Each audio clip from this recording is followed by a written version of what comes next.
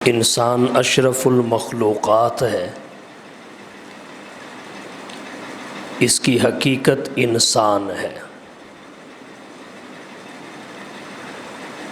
عباد الرحمن اس کا ایک وصف ہے۔ عباد الرحمن کا مطلب یہ ہے انسان ہونے کے بعد ایسے اوصاف، اخلاق اور عادات کو اختیار کرے جو خالق و مالک کو پسند ہوں، ایسی کامل عبدیت اور غلامی اپنے قول و فعل سے ظاہر کرے، جس کی بنا پر وہ رحمان کے خاص بندوں میں داخل ہو جائے، ان کی فہرست میں شامل ہو جائے۔ انسان تو سبھی ہیں، مگر عباد الرحمن بننے کے لیے محنت کرنا پڑتی ہے۔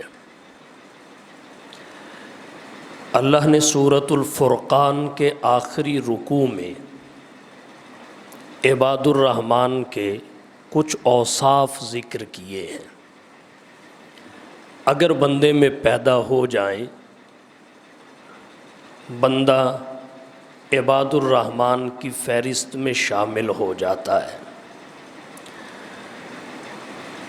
چند جمعوں میں ان اوصاف کا بیان مکمل ہوگا، ایک جمعے کی گفتگو نہیں ہے۔ آج اس کی تمہیدی باتیں اور ایک وصف کا ذکر ہوگا۔ موت و حیات، رزق اور اولاد وغیرہ یہ تکوینی امور ہیں، ان میں اللہ کی مرضی چلتی ہے، بندے کی مرضی نہیں چلتی۔ اور اللہ جس بندے کو ان تکوینی امور میں جہاں رکھنا چاہے جہاں رکھ دے، بندہ وہاں ہی رہتا ہے، آگے پیچھے ہونا اس کے بس میں نہیں ہے۔ اللہ نے جس روح کو، جس نفس اور جان کو پیدا کرنا ہے، جس کے ہاں کرنا ہے، جب کرنا ہے، تو اللہ کے اس امر کو دنیا کی کوئی طاقت نہیں ٹال سکتی۔ اور اللہ نے جس کو جس وقت موت دینی ہے، اس کو اسی وقت موت آنا ہے، خواہ وہ بیمار ہو یا تندرست، بچہ ہو، بوڑھا ہو یا جوان، امیر ہو یا غریب، یہ تکوینی امور ہیں۔ ان تکوینی امور میں تکوینی اور جبری طور پر ہم سب اللہ کے بندے ہیں، مگر عباد الرحمن قرآن کریم نے انہیں کہا ہے جو تکوینی اور جبری طور پر نہیں، بلکہ اپنے قصد، ارادہ، اختیار اور عمل کے ساتھ اللہ کے بندے بن کر دکھائیں۔ جب کوئی شخص اپنے قصد و ارادہ اور اختیار کے ساتھ اللہ کی غلامی کو قبول کرتا ہے اور عبدیت کا اظہار کرتا ہے، تو پھر اللہ کے ہاں یہ باقی انسانوں سے رتبے میں بڑھ جاتا ہے، اس کی شان الگ اور مختلف ہوتی ہے۔ قرآن کریم سے اس کی فقط 2 دلیلیں ذکر کروں گا۔ اللہ تعالیٰ نے فرمایا یا ایتھا النفس المطمئنہ، اے نفس مطمئنہ، ارجعی الی ربک، اپنے رب کی جانب پلٹ جا، لوٹ جا، راضیۃً مرضیہ، اس حال میں کہ تو رب سے راضی ہے، رب تجھ سے راضی ہے، فادخلی فی عبادی، پھر میرے بندوں میں داخل ہو جا، وادخلی جنتی، اور میرے بندوں میں داخل ہو کر میری جنت میں داخل ہو جا۔ نفس کی 3 قسمیں اہل علم نے لکھی ہیں۔ سب سے پہلے یہ بات سمجھنے کی ہے نفس کسے کہتے ہیں۔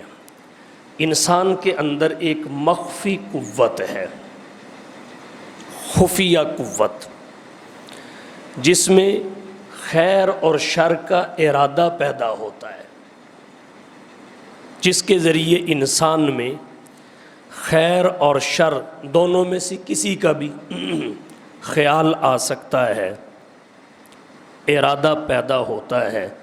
اس مخفی قوت کو نفس کہتے ہیں۔ اس کی پھر 3 قسمیں ہیں۔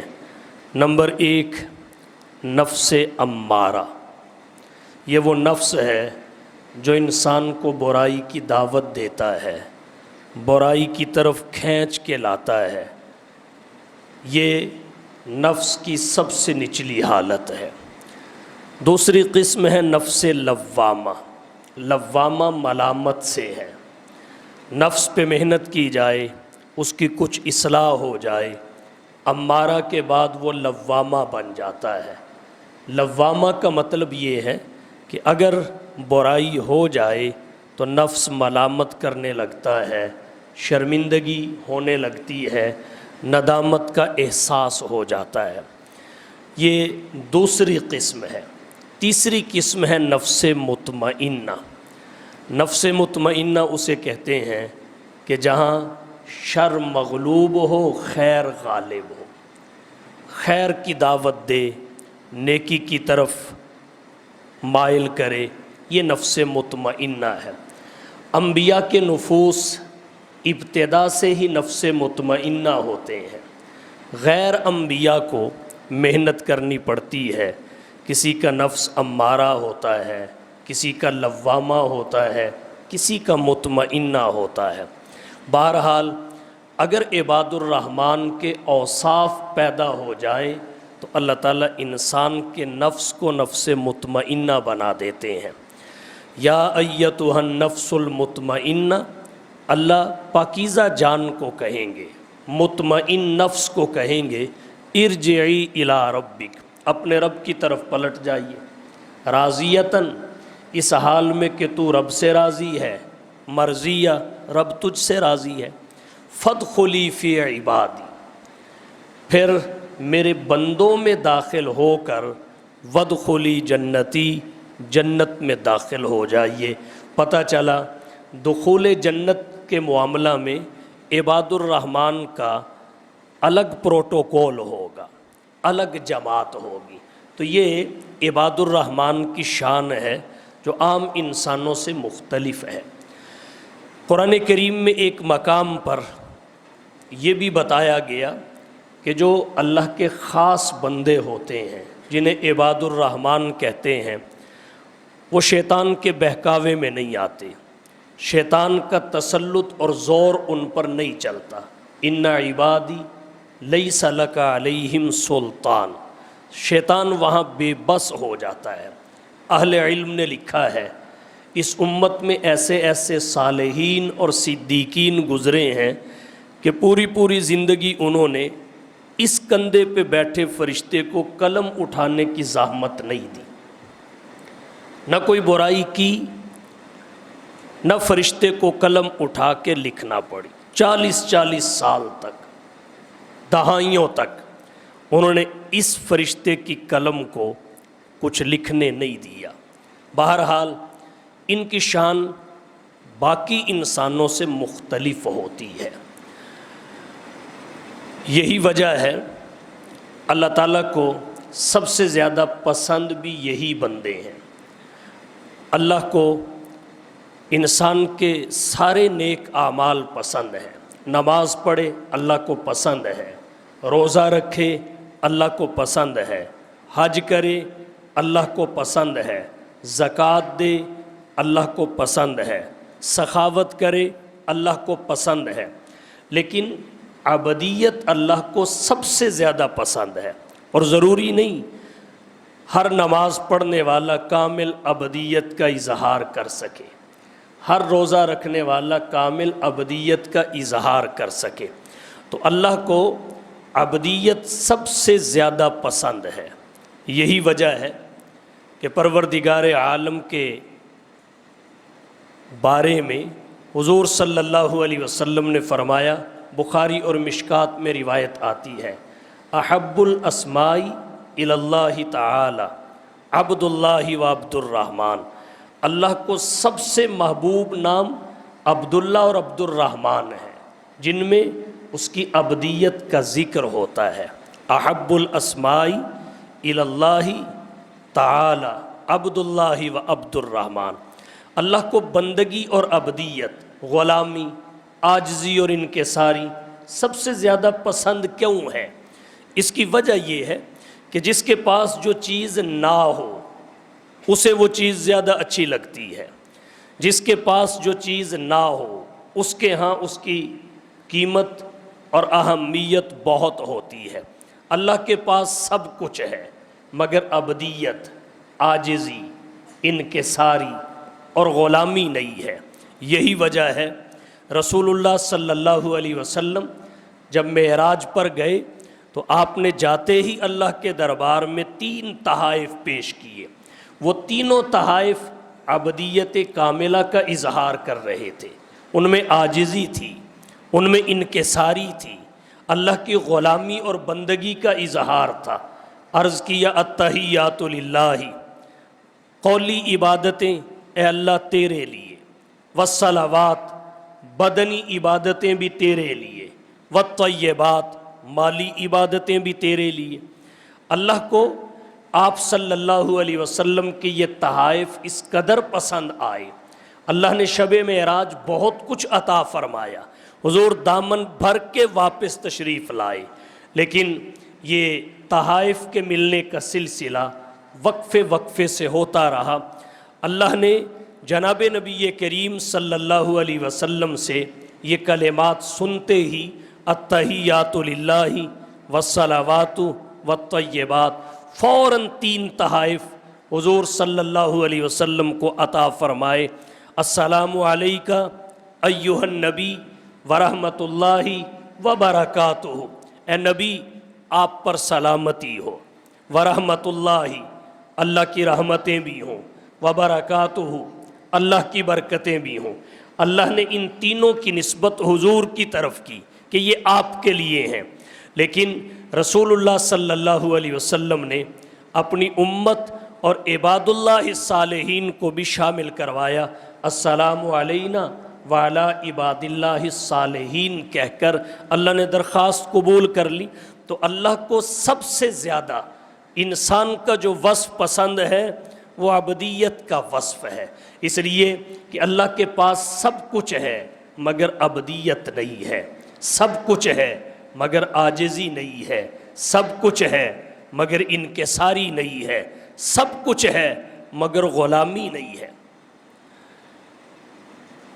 انسان جو نیک اعمال کرتا ہے اللہ بھی وہ کام کرتے ہیں، انسان سخاوت کرتا ہے تو اللہ بھی سخاوت کرتے ہیں، اگر انسان رحم کرتا ہے تو اللہ اس سے بڑھ کر کرتے ہیں، انسان پردہ پوشی کرتا ہے تو اللہ بھی ستار ہے، انسان معاف کرتا ہے تو اللہ تعالیٰ بھی غفار ہے، مگر انسان عاجزی اختیار کرتا ہے اللہ کے ہاں عاجزی نہیں ہے، انسان انکساری کرتا ہے اللہ کے ہاں انکساری نہیں ہے۔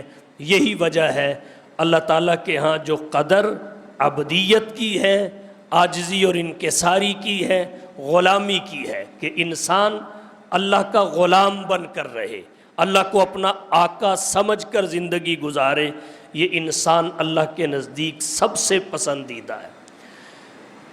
جناب نبی کریم صلی اللہ علیہ وسلم کو اللہ نے سب سے بڑے 2 معجزات عطا فرمائے، ایک معجزہ جسمانی ہے، دوسرا معجزہ علمی اور روحانی ہے۔ آپ کے جسمانی معجزات میں معراج ہے کہ جناب نبی کریم صلی اللہ علیہ وسلم شب معراج اللہ کی ملاقات کے لیے گئے، روح اور جسم دونوں کے ساتھ گئے، بعض لوگوں کا کہنا ہے معراج فقط روح کو ہوا، ایسا نہیں ہے، روح اور جسم کے مجموعہ کو ہوا۔ اللہ نے قرآن کریم میں اس معجزہ کے بیان کے لیے جو لفظ اور وصف ذکر کیا وہ عبد کا ہے۔ سبحان الذی اسریٰ بعبدہ لیلا، عبد روح اور جسم کے مجموعہ کو کہتے ہیں۔ یہاں سے یہ بات سمجھ میں آئی کہ یہ نیند کا معاملہ نہیں ہے، بیداری کا ہے۔ معراج خالی روح کو نہیں ہوا، روح اور جسم کے مجموعہ کو ہوا، کیونکہ عبد روح اور جسم کے مجموعہ کو کہتے ہیں۔ اللہ نے اسریٰ بعبدہ فرمایا۔ معراج اور اسراء کے بیان میں حضور صلی اللہ علیہ وسلم کے تمام اوصاف کو چھوڑ کر وصف عبدیت کا ذکر کیا۔ امام فخر الدین رازی رحمہ اللہ تفسیر کبیر میں فرماتے ہیں کیوں؟ وجہ یہ ذکر کی، حضور صلی اللہ علیہ وسلم معراج پر تھے، اللہ نے آپ سے پوچھا حبیب آپ کو کون سا وصف اور لقب سب سے زیادہ پسند ہے؟ پسندیدہ وصف کیا ہے؟ حضور سرور عالم صلی اللہ علیہ وسلم نے فرمایا تیرا عبد ہونا، تیرا بندہ ہونا۔ تو اللہ نے قرآن کریم میں جب اسراء اور معراج کا ذکر کیا تو اسی وصف عبدیت کے ساتھ کیا جو اللہ کو بھی سب سے پسند ہے، اللہ کے نبی کو بھی سب سے زیادہ پسند تھا۔ سبحان الذی اسریٰ بعبدہ لیلا، یہ حضور کا جسمانی معجزہ ہے، اس کے لیے بھی عبد کا وصف ذکر کیا۔ دوسرا حضور کا علمی اور روحانی معجزہ ہے، وہ ہے قرآن کریم۔ اس کے حوالے سے بھی اللہ نے آپ کے متعدد اوصاف میں سے وصف عبدیت کا ذکر کیا۔ فرمایا ان کنتم فی ریب مما نزلنا علی عبدینا، اگر تم شک میں ہو اس کلام سے جو ہم نے اپنے بندے پر نازل فرمایا۔ دوسری جگہ فرمایا تبارک الذی نزل الفرقان علی عبدہ لیکون للعالمین نذیرا، اللہ نے اپنے پیغمبر کے لیے جس وصف کو سب سے زیادہ پسند کیا وہ وصف عبدیت ہے۔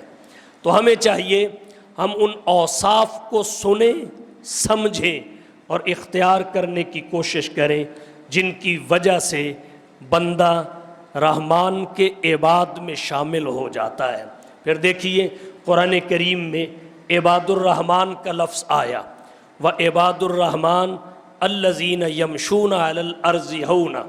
عباد اللہ بھی آ سکتا تھا، عباد الجبار بھی آ سکتا تھا، عباد الغفار بھی آ سکتا تھا، عباد القہار بھی آ سکتا تھا، مگر نہیں، عباد الرحمن کا عنوان کیوں اختیار کیا؟ اس لیے کہ جب انسان عبد بن جاتا ہے، اللہ کی کامل بندگی کرتا ہے، عاجزی اور انکساری میں اپنی زندگی کو ڈھال لیتا ہے، تو پھر اللہ اس کے لیے جبر کی صورت میں اپنے آپ کو ظاہر نہیں کرتے، پھر اللہ تعالیٰ اس کے لیے قہار نہیں ہوتے، پھر اس کے لیے اللہ اپنی رحمت کا اظہار کرتے ہیں۔ اس لیے فرمایا عباد الرحمن، اگرچہ رحمان کی صفت جبار بھی ہے، رحمان کی صفت قہار بھی ہے، ذو انتقام بھی ہے، مگر جب کوئی انسان اللہ کی بندگی کرنے لگ جاتا ہے تو پھر اللہ اس کے لیے رحمان کی صفت کا ذکر کر کے کہتا ہے اب میری رحمت ہی تیرے آگے پیچھے ہوگی، میری رحمت تجھے ڈھانپ لے گی، نہ تجھے دنیا میں کوئی اس قسم کی پریشانی ہوگی نہ آخرت میں ہوگی کہ جو رحمان کے خاص بندوں کے علاوہ کو ہو سکتی ہے۔ وعباد الرحمن الذین یمشون علی الارض ہونا، جب اللہ کی کامل بندگی کوئی شخص کرنے لگ جاتا ہے، کامل بندگی، تو پھر اس کے رزق میں برکت ہو جاتی ہے، اس کی عمر میں برکت ہو جاتی ہے۔ جب کوئی شخص کامل بندگی کرتا ہے اللہ کے قریب ہو جاتا ہے، اسے اللہ کا قرب خاص نصیب ہوتا ہے۔ سوال یہ ہے اس فہرست میں انسان شامل کیسے ہو سکتے ہیں؟ سورۃ الفرقان میں عباد الرحمن کے 12 اوصاف کو بیان کیا گیا، اگر وہ 12 اوصاف انسان میں آ جائیں تو یہ عباد الرحمن کی فہرست میں شامل ہو جاتا ہے۔ ان میں ایک وصف آج کی گفتگو میں واضح کروں گا وہ ہے عاجزی کے ساتھ، انکساری کے ساتھ، نرمی کے ساتھ زمین پر چلنا۔ فرمایا عباد الرحمن الذین یمشون علی الارض ہونا، رحمان کے بندے وہ ہیں جو زمین پر عاجزی کے ساتھ چلتے ہیں، انکساری کے ساتھ چلتے ہیں، نرمی کے ساتھ چلتے ہیں۔ یہاں آیت کریمہ میں اعتدال کے ساتھ چلنے کا حکم دیا گیا اور وصف بیان کیا گیا عباد الرحمن کا کہ نہ وہ بیماروں کی طرح بہت سست چلتے ہیں کہ بیمار اور مریض چال سے دکھائی دے، اور نہ ہی وہ اس قدر تیز چلتے ہیں کہ بھاگنے کا سا انداز نظر آئے۔ ان کی چال معتدل ہوتی ہے، درمیانی ہوتی ہے۔ اللہ کے رسول صلی اللہ علیہ وسلم کی چال کے بارے میں روایات میں آتا ہے حضور تیز قدموں سے چلتے تھے، قدم جما جما کے رکھتے تھے۔ اللہ کے رسول صلی اللہ علیہ وسلم جب چلتے تھے تو یوں محسوس ہوتا تھا جیسے ڈھلوان سے نیچے اتر رہے ہوں، لیکن بھاگتے نہیں تھے، نہ بہت آہستہ چلا جائے نہ اس قدر تیزی سے چلا جائے کہ بھاگنے کی کیفیت معلوم ہو۔ اس کے درمیان جو چال ہے وہ ہے وقار کی چال، اعتدال کی چال، اطمینان کی چال، اور یہی عباد الرحمن کا پہلا وصف ہے۔ عباد الرحمن کی چال ایسی ہوتی ہے کہ اس سے تکبر نظر نہیں آتا، تکبر کا دیکھنے والے کو احساس تک نہیں ہوتا، اس سے فخر کا اظہار نہیں ہوتا، بلکہ اطمینان اور وقار واضح ہوتا ہے۔ تو پہلا وصف عباد الرحمن کا یہ ہے کہ وہ زمین پر نرمی کے ساتھ چلتے ہیں، درمیانی چال چلتے ہیں۔ ایک بات یہاں اور عرض کر دوں، جتنے اوصاف عباد الرحمن کے سورۃ الفرقان کی آخری آیات میں آئے، آخری رکوع میں آئے، ان سب کا تعلق ظاہر کے ساتھ ہے، چال کا تعلق بھی ظاہر کے ساتھ ہے۔ اذا خاطبہم الجاہلون قالوا سلاما، اس سلام کا تعلق بھی ظاہر کے ساتھ ہے۔ والذین یبیتون لربہم سجدا وقیاما، سجدے اور قیام کا تعلق بھی ظاہر کے ساتھ ہے۔ تو اکثر یہ اوصاف اور دیگر آیات و روایات میں کامل مومنین کے جو اوصاف آئے ہیں ان کا تعلق انسان کے ظاہر کے ساتھ ہے۔ اور یہ کیوں ہے؟ اس لیے کہ ظاہر باطن کا عکاس ہوتا ہے۔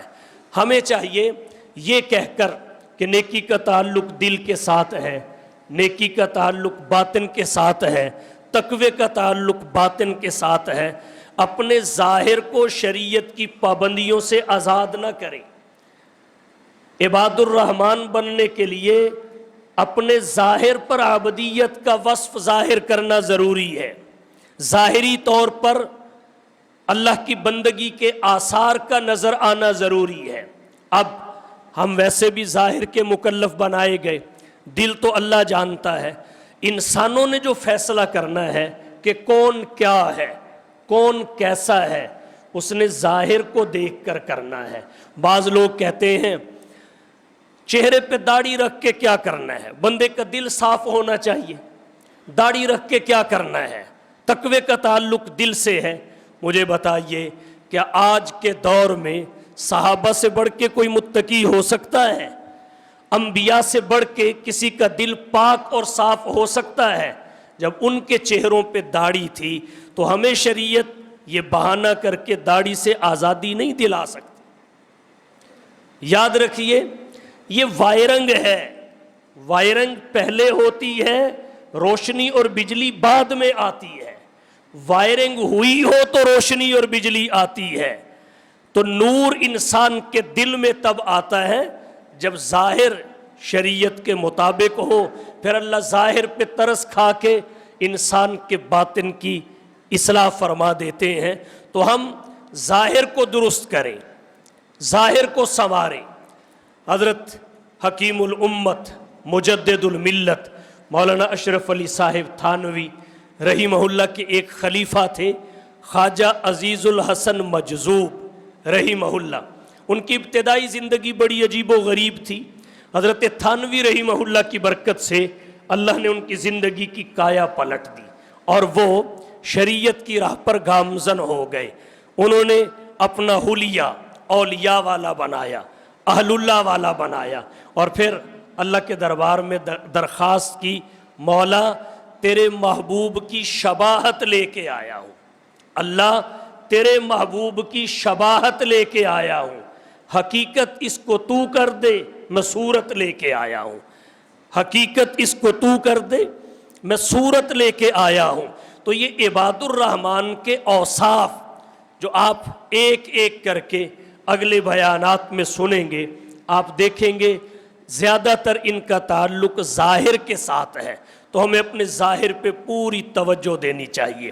ہمارا ظاہر درست ہونا چاہیے، قال کے اعتبار سے بھی، حال کے اعتبار سے بھی، چال کے اعتبار سے بھی، کیونکہ عباد الرحمن وہ ہیں الذین یمشون علی الارض ہونا، جو زمین پر نرمی کے ساتھ چلتے ہیں. اور یہ زمین پر نرمی کے ساتھ چلنا ان کا ظاہر ہے، تکبر نہ ہو، عاجزی ہو، انکساری ہو. قال میں بھی یعنی باتیں ایسی بڑی بڑی نہ کرے جن سے تکبر آیا ہو، ایسے بڑے بڑے الفاظ اور جملے نہ بولے جو فخر تکبر کا اظہار کرتے ہوں. ہمارے ایک استاد تھے، اللہ تعالیٰ غری کے رحمت فرمائے، حضرت مولانا سید عبد المالک شاہ صاحب رحمۃ اللہ علیہ.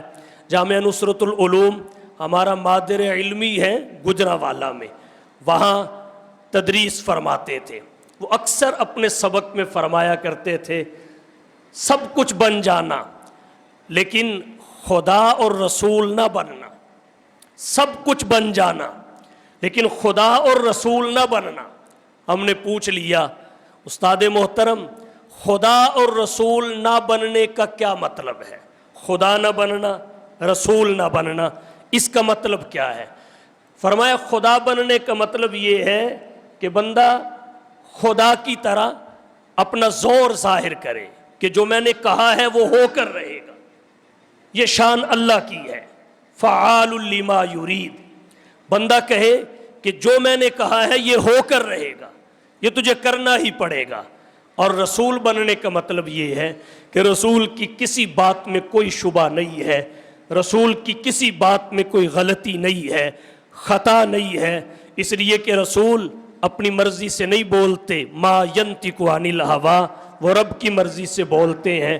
بندہ کہے جو میں نے کہا ہے یہی صحیح ہے، صحیح ہو سکتا ہے لیکن اس وثوق کے ساتھ دعویٰ نہ کرنا کہ جو میں نے کہا ہے وہی صحیح ہے. اجتہادی مسائل میں اگر فقہا کو دیکھا جائے، ان کے اجتہادات کو دیکھا جائے تو وہاں بھی جو اجتہاد قرائن کی بنیاد پہ درست نظر آتا ہے اس کے بارے میں حتمی اور یقینی طور پر یہ نہیں کہا جا سکتا کہ یہ ہی درست ہے. وہاں اسے درست کہتے ہیں خطا کے احتمال کے ساتھ، کہ عین ممکن ہے اس میں خطا ہو اور دوسرے کا اجتہاد درست ہو. تو فرمایا خدا نہ بننا، رسول نہ بننا. بندہ اللہ کی طرح زور سے کہے جو میں نے کہا ہے یہی ہو کر رہے گا. اور جیسے نبی کی بات میں کوئی شبہ نہیں ہوتا، اپنی بات کو بندہ اس اتھارٹی پہ پہنچا دے کہ جو میں نے کہا ہے یہی سچ ہے، جو میں نے کہا ہے یہی درست ہے اور کچھ نہیں. بہرحال جب اللہ اور اس کے رسول کی بات کو نقل کیا جائے اس وقت تو یہ دعویٰ کیا جا سکتا ہے، لیکن اپنی سوچ کے بارے میں، اپنی فکر کے بارے میں، اپنی عقل سے کہی ہوئی بات کے بارے میں اس طرح زور ڈال کے دعویٰ نہیں کیا جا سکتا. تو عرض میں نے یہ کیا چال میں، قال میں، حال میں، تینوں میں عاجزی ہو. قال میں بھی کہ بڑے لفظ زبان سے نہ بولے، اور پھر اس کے بعد حال میں بھی.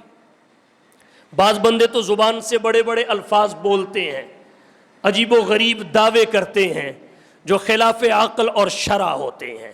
اور بعض بندے ایسے ہوتے ہیں بڑی عاجزانہ گفتگو کریں گے، بڑی انکساری کے جملے بولیں گے، مگر ان کا حال انتہائی خطرناک ہوگا. عاجزی کے جملے بول کر، دین کے ساتھ محبت کا اظہار کر کے معاملات میں لوگوں کو پھنسا لیں گے.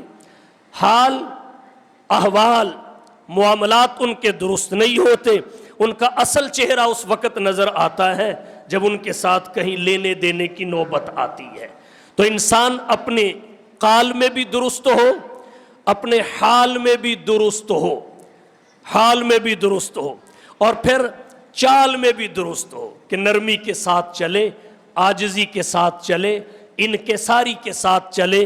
یہ عباد الرحمن کا پہلا وصف ہے جو اللہ نے قرآن میں بیان کیا۔ زور زور سے زمین پر پاؤں مار کر نہ چلے، اکڑ کر نہ چلے، شلوار کو ٹخنوں سے نیچے چھوڑ کر نہ چلے، اپنی شلوار اور تہبند کو ٹخنوں سے اوپر رکھے۔ یہ اللہ کے نبی کا حکم ہے۔ حدیث شریف میں آتا ہے کہ جتنا پہنچا ٹخنے سے نیچے آئے گا اتنا جہنم میں جلایا جائے گا، اور ہم اسے کوئی برائی نہیں سمجھتے، اسے عیب نہیں سمجھتے، حالانکہ یہ گناہ بے لذت ہے، اس سے بچنا چاہیے، اس سے اجتناب ضروری ہے۔ تو اللہ کے نبی صلی اللہ علیہ وسلم نے اس پر سخت وعیدیں ذکر کی ہیں۔ بعض دوست کہتے ہیں جی ہم تکبر کے طور پہ تھوڑا ایسا کرتے ہیں، جب ہمارے اندر تکبر ہے ہی نہیں تو پھر کیا حرج ہے؟ یاد رکھیے، تکبر ہو یا نہ ہو، جو اللہ کے نبی نے فرما دیا اس پہ عمل کرنا ایک امتی کی ذمہ داری ہے۔ یہ گناہ بے لذت ہے۔ اور پھر ایک بات یہاں اور عرض کرتا چلوں، اکڑ کر چلنا، بھاگنا، یہ عباد الرحمن کا وصف نہیں۔ اللہ کے نبی صلی اللہ علیہ وسلم نے نماز کے لیے بھاگنے کو بھی ناپسند فرمایا ہے۔ ہمارے آج کے معاشرہ میں ایسے ہوتا ہے کہ لوگ گھر سے نماز پڑھنے کے لیے لیٹ نکلتے ہیں، تاخیر سے نکلتے ہیں، اور ادھر اقامت کہی جا رہی ہوتی ہے، ادھر وہ گھر سے نکلتے ہیں، مسجد میں 2 منٹ پہلے آ کے بیٹھنے کی زحمت گوارا نہیں کرتے۔ حالانکہ حدیث شریف میں آتا ہے ان احب البلاد الی اللہ مساجدھا وان ابغض البلاد الی اللہ اسواقھا۔ روئے زمین پر شہروں میں جتنے بھی مقامات ہیں، سب سے محبوب مقام اللہ کے ہاں مسجد ہے، سب سے محبوب مقام، اور جتنے ناپسندیدہ مقامات ہیں ان میں سب سے ناپسندیدہ مقام اللہ کے نزدیک بازار ہیں۔ ضرورت کے تحت جانا چاہیے، تفریح کے لیے بازاروں میں نہیں جانا چاہیے، روحانیت کمزور ہوتی ہے، تقوی پہ اثر پڑتا ہے۔ تو مسجد میں جماعت سے پہلے آ جانا چاہیے، اور اعتکاف کی نیت سے مسجد میں رہنا چاہیے۔ اعتکاف کا اجر و ثواب الگ ملے گا، جو عمل کریں گے اس کا الگ ملے گا۔ تو گویا ایک کھاتا نیا کھل جاتا ہے اجر و ثواب کا، اگر بندہ اعتکاف کی نیت کر لے۔ فقط دل کے ارادے سے آپ ایک باب نیکیوں کا مستقل کھلوا سکتے ہیں جب تک آپ مسجد میں رہیں گے۔ تو بر وقت آئیے۔ تو ایسا ہوتا ہے کہ تاخیر سے نکلتے ہیں، اور جب دروازے میں آئیں گے دیکھیں گے قاری صاحب رکوع میں چلے گئے، پھر وہ دوڑ لگائیں گے، دوڑ لگا کر جماعت کے ساتھ شریک ہونے کی کوشش کریں گے۔ اللہ کے نبی صلی اللہ علیہ وسلم نے اسے ناپسند فرمایا ہے۔ حدیث شریف سے ایک واقعہ آپ کی توجہ کی نظر کر دیتا ہوں۔ جناب نبی کریم صلی اللہ علیہ وسلم نماز پڑھا رہے تھے، ایک صحابی دوڑ کر جماعت میں شریک ہوئے۔ اللہ کے نبی صلی اللہ علیہ وسلم نے سلام پھیرا، نماز مکمل فرمائی۔ بعد میں آپ نے پوچھا تم میں سے کون ہے جو دوڑ کر نماز میں شامل ہوا ہے؟ اب جو صاحب آئے تھے وہ گھبرائے بھی، پریشانی کا اظہار بھی کرنے لگے کہ اب کیا کروں۔ خیر انہوں نے عرض کیا حضور مجھ سے ایسا ہوا ہے۔ رسول اللہ صلی اللہ علیہ وسلم نے اصلاح فرمائی، زادک اللہ حرصاً، اللہ تیری حرص کو بڑھائے، تیرے جذبے میں اضافہ کرے۔ جذبہ تو تیرا یہ تھا کہ تو رکعت کو پا لے، کیونکہ حدیث شریف میں آتا ہے جو امام کو رکوع میں پا لیتا ہے وہ پوری رکعت کو اس کے اجزاء سمیت پا لیتا ہے۔ گویا اس کا قیام بھی ہو گیا، اس کی قرات بھی ہو گئی، وہ رکوع میں شامل بھی ہو گیا۔ تو جو امام کو رکوع میں پالے اس کی رکعت مکمل ہے۔ فرمایا زادک اللہ ہرسن، اللہ تیری ہرس کو زیادہ کرے۔ تو دوڑ کر تو اس لیے آیا کہ میرے پیچھے تو رکعت پوری کر لے، رکوع میں شامل ہو جائے، اللہ تیری ہرس کو زیادہ کرے۔ پھر اللہ کے نبی نے فرمایا علیکم السکینہ والوقار، تمہارے اوپر سکون اختیار کرنا لازم ہے، وقار اور اطمینان کے ساتھ مسجد میں آنا لازم ہے، وقار اور اطمینان کے ساتھ جماعت میں شامل ہونا تمہارے اوپر لازم ہے۔ ما ادرکتم فصلوا، جو تمہیں مل جائے پڑھ لو، وما فاتکم فاتموا، اور جو تم سے رہ جائے بعد میں اسے مکمل کر لو۔ دوڑ کر نماز کے لیے نہیں آنا چاہیے، اطمینان کے ساتھ چل کے آنا چاہیے۔ البتہ ایک رکعت بھی نہ چھوٹے، اس کا آسان نسخہ یہ ہے کہ باوضو رہنے کی عادت بنائی جائے۔ ہم باوضو رہیں، باوضو رہنا ویسے بھی مستحب ہے۔ اگر کوئی بندہ چاہتا ہے میں پہلی تکبیر کے ساتھ نماز میں شامل ہوں، وہ پہلے سے باوضو ہو، پھر تھوڑا سا یاداشت پہ بوجھ ڈالے تو وہ پہلی رکعت میں پہلی تکبیر کے ساتھ شامل ہو سکتا ہے، جسے تکبیر اولیٰ کہتے ہیں۔ نماز میں تاخیر کا سب سے بڑا سبب یا نماز کے فوت ہو جانے کا سب سے بڑا سبب انسان کا بے وضو رہنا ہے۔ بے وضو ہے، باتوں میں لگا ہوا ہے، مہمانوں میں لگا ہوا ہے، جب نماز کا وقت قریب آئے گا پھر سوچے گا میرا تو وضو نہیں، اچھا وضو سے پہلے میں نے بیت الخلاء میں بھی جانا ہے، اچھا بیت الخلاء میں تو وقت لگ سکتا ہے، اتنی دیر میں تو ایک رکعت نکل جائے گی۔ جب بیت الخلاء میں گیا، حاجت سے فارغ ہوا، اچھا ابھی وضو بھی کرنا ہے، میرے جاتے جاتے تو جماعت نکل جائے گی، چلو اب میں گھر میں پڑھ لوں گا یا میں بعد میں پڑھ لوں گا، یا جماعت رہ جاتی ہے اور بہت ساروں کی نماز ہی رہ جاتی ہے۔ اگر آدمی پہلے سے باوضو ہو تو نماز اور اس کی پہلی تکبیر کو حاصل کرنا، جماعت میں شامل ہونا اس کے لیے مشکل نہیں ہے۔ تو بر وقت اٹھیے، پہلے سے باوضو رہیے اور اطمینان کے ساتھ نماز میں شامل ہو جائیے، سکون کے ساتھ، وقار کے ساتھ۔ فرمایا علیکم السکینہ والوقار، تم پر سکون لازم ہے۔ بخاری شریف کتاب الحج میں ایک روایت آتی ہے، رسول اللہ صلی اللہ علیہ وسلم نے فرمایا سکون کو لازم پکڑو، دوڑنا نیکی نہیں ہے، اعتدال کے ساتھ چل کے آؤ۔ ما ادرکتم فصلوا، جو مل گیا پڑھ لو، وما فاتکم فاتموا، جو رہ گیا بعد میں مکمل کر لو۔ اس لیے کہ دوڑ کر جماعت میں شامل ہونا یہ ابدیت کے خلاف ہے، دوڑ کر شامل ہونا یہ بندگی کے خلاف ہے۔ نماز تو ساری کی ساری سراپا ابدیت ہے، سراپا تعظیم ہے، اس کے لیے دوڑنا یہ ابدیت اور اس کی تعظیم کے منافی ہے۔ البتہ ہم پہلے نکلیں، جب نماز میں اس کی اجازت نہیں ہے تو دیگر امور میں اس کی اجازت کیسے ہو سکتی ہے؟ تو ورزش کے لیے آپ دوڑیں، اور ورزش بھی اس نیت سے کریں کہ اللہ نے قرآن کریم میں فرمایا اعدوا لهم ما استطعتم من قوة، کہ اپنی قوت کو تیار کر کے رکھو۔ اعدوا لهم ما استطعتم من قوة، اپنی استطاعت کے مطابق اپنے بدن کو، اپنے حالات کو تیار رکھو، ریڈی رکھو۔ آپ کھانا بھی کھائیں تو اس نیت سے کھائیں، اس کھانا کھانے کے ساتھ بدن میں قوت پیدا ہوگی اور میں چستی کے ساتھ اللہ کی عبادت کر سکوں گا، میں چستی کے ساتھ نماز پڑھ سکوں گا۔ یہ اضافی کھاتے ہیں جو ہماری نیتوں کی وجہ سے اجر و ثواب کے کھل جاتے ہیں، وگرنہ فقط ہمیں ضرورت پوری کرنے کا فائدہ حاصل ہوگا۔ اگر نیتیں نیک کریں گے، ایک سے زائد بھلے کر لیں تو ہمارے کئی کھاتے اجر و ثواب کے کھل جائیں گے۔ تو بہرحال پہلی نشانی عباد الرحمن کی کیا ہے؟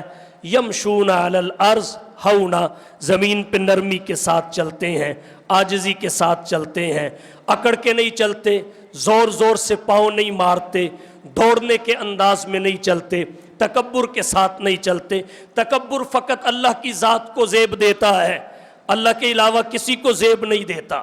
اور جس کے دل میں رائی کے دانے کے برابر بھی تکبر ہو، حدیث شریف میں آتا ہے جنت میں جانا تو دور کی بات ہے، جنت کی خوشبو تک بھی نہیں سونگھ سکے گا جو 500 میل کی مسافت سے آتی ہے، رائی کے دانے کے برابر۔ یہ فقط اللہ کی صفت ہے۔ کیوں؟ اس لیے کہ ہمارے پاس جو کچھ ہے ہمارا ذاتی نہیں ہے، عطائی ہے۔